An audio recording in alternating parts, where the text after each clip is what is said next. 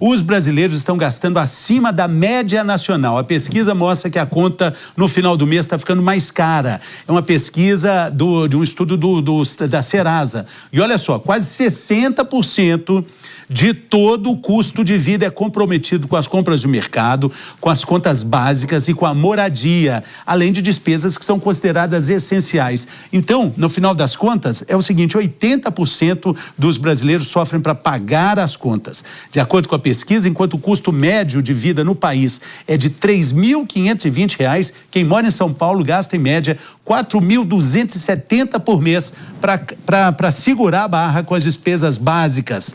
O estado de São Paulo só perde para o Distrito Federal e para o Paraná. A gente está vendo, para você que está na rádio, a gente está vendo a tela aí com esse ranking dos estados e esse custo médio de 3.520.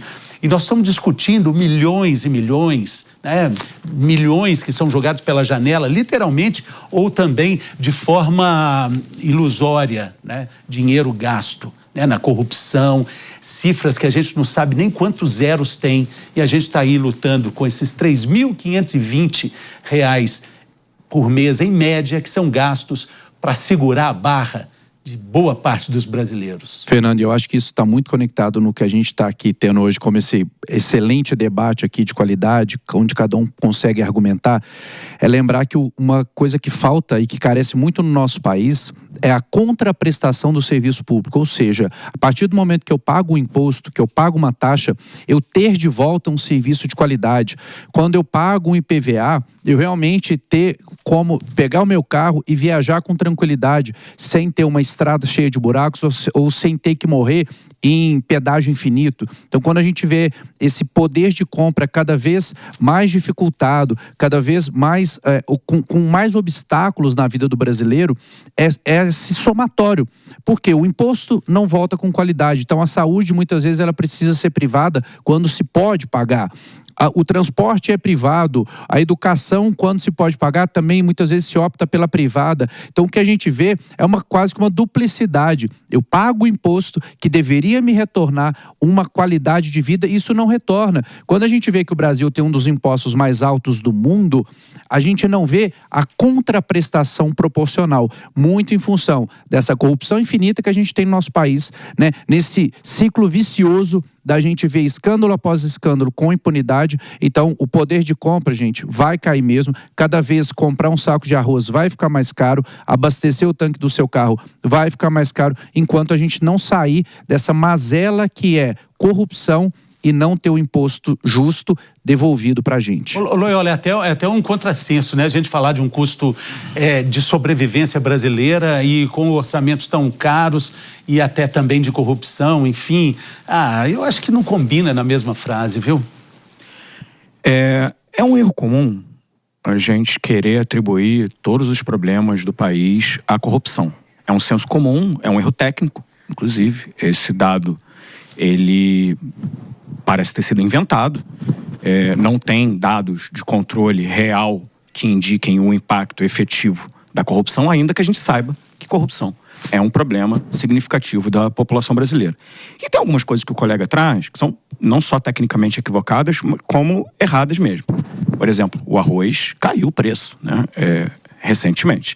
A gente viu, o arroz tinha subido o preço por causa de uma questão de entre-safra, de chuvas no Rio Grande do Sul, e diminuiu agora.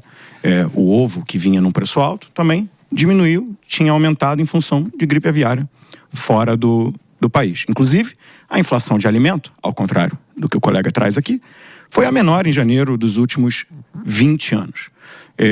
O poder de compra, também, ao contrário do que o colega falou, vem aumentando desde a pandemia. Se o colega quiser mostrar as fontes, fico satisfeito em recebê-las, mas, do meu ponto de vista, elas não existem. O Brasil é um país que, sim, enfrentou um processo inflacionário forte, principalmente na questão de alimento, nos últimos anos, e isso impacta principalmente quem tem a renda mais baixa, e eu acho que uma das questões que vem sendo pensada justamente para melhorar isso é a reforma tributária, que um dos elementos é a isenção da cesta básica. Muito bem, é o seguinte, eu sei que aqui temos discussão, mas temos aqui a nossa roda que gira. Mas é só porque ele trouxe um questionamento que depois eu quero mostrar, né, que é a fonte. Tem fontes, inclusive, aqui do Globo Rural, nos últimos 10 anos, onde a saca do arroz, ela mais do que dobrou de preço. Então, depois a gente traz as fontes, porque questionar a tecnicidade de uma informação. Ok, próximo a gente começa a trazer fonte para cada dado, mas só falando está errado, é muito simples. Vou botar para você aí, Fernando. Muito bem, muita gente dando a sua opinião, muita gente reclamando também sobre esse uso do dinheiro público no carnaval, muitas mensagens. Eu quero mais, eu quero saber a sua opinião. Eu quero saber sobre o seguinte: hoje é terça-feira de carnaval, como é que vai estar a dor de cabeça amanhã, quarta-feira de cinzas? Como é que a gente faz para evitar tudo isso? A gente tem dicas importantes para suavizar essa ressaca, que para quem pula o carnaval acaba sendo inevitável. Temos também um especialista aqui, o querido Borghetti, especialista em comportamento de uma forma geral, vai conversar muito conosco também. E temos uma entrevista com um nutricionista para te dar dicas suaves para evitar a ressaca inevitável para quem pula na folia. É daqui a pouquinho, depois do intervalo, para rádio e para TV e para internet. A gente está de volta.